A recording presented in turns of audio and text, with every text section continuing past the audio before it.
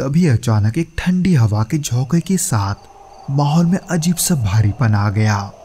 पता नहीं क्यों मगर मन में अजीब सी बेचैनी होने लगी थी। उस बेचैनी में मुझे ऐसा लग रहा था कि उस इमारत के अंधेरे हिस्से में से कोई मुझे देख रहा है।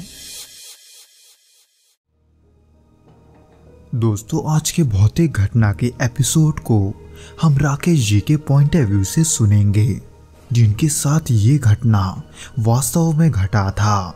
लेकिन दोस्तों, इससे पहले कि हम इस वीडियो में आगे बढ़ें, आप प्लीज़ इस चैनल को सब्सक्राइब करके इसे अपने दोस्तों के साथ शेयर ज़रूर करना, क्योंकि हम ऐसे वीडियोस हर शाम 6 बजे आपके लिए लाते रहते हैं।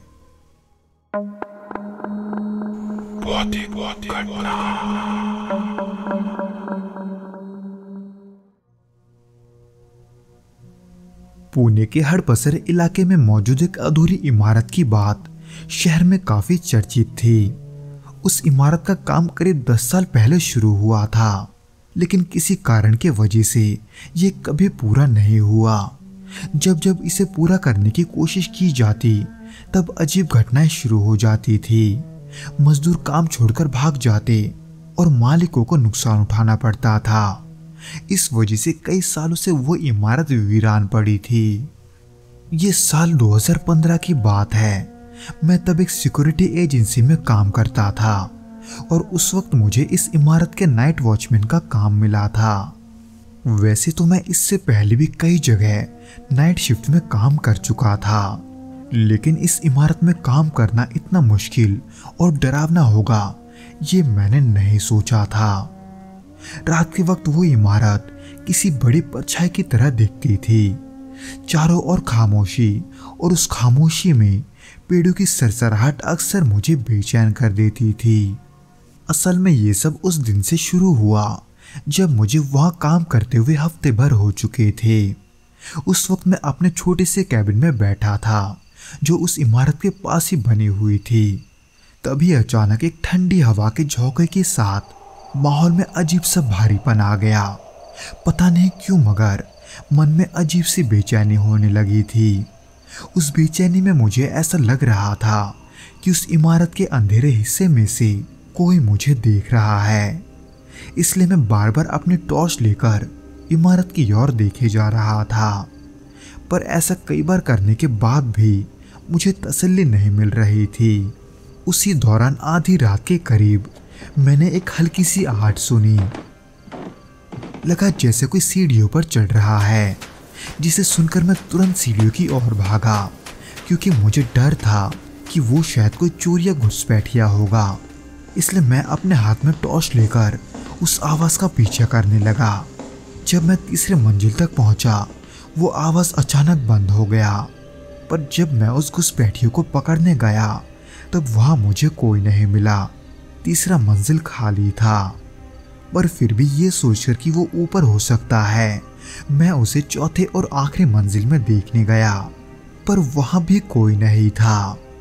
ये सब देखने और अनुभव करने के बाद मैं मन ही मन थोड़ा घबराने लगा, और फिर उसी हालत में अपने कैबिन में बैठकर मैं यही सब सोच रहा था।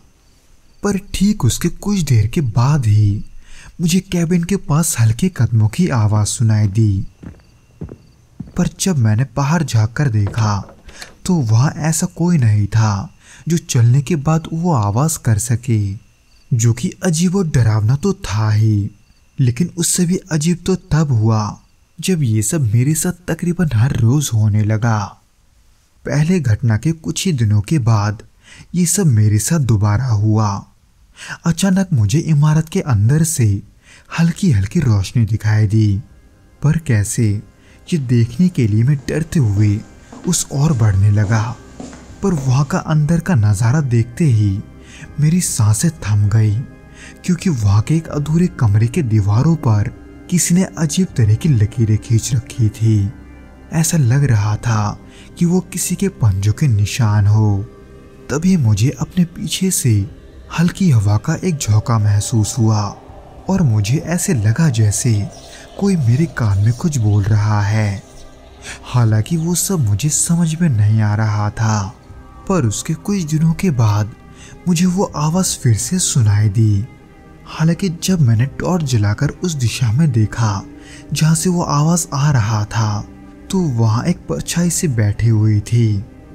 जब मैंने करीब जाने की कोशिश की तो वो परछाई अचानक गायब हो गई। हालांकि इन सब के बावजूद भी वहां छोटी मोटी घटनाएं अक्सर होती रहती थी, जैसे चीजों का ना मिलना और कई चीजों का अपना जगह बदल देना। ये सब मेरे साथ अब हर रोज हो रहा था। पर एक दिन के हादसे के बाद मैंने वहां और काम करना सही नहीं समझा।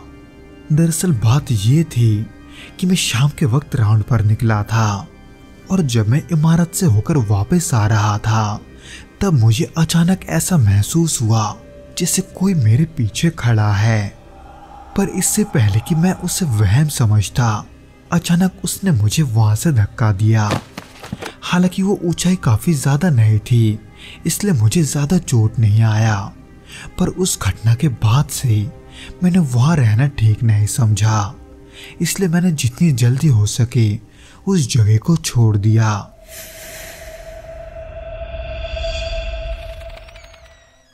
तो दोस्तों, ये तो था वो घटना जो कि राकेश जी के साथ घटा था।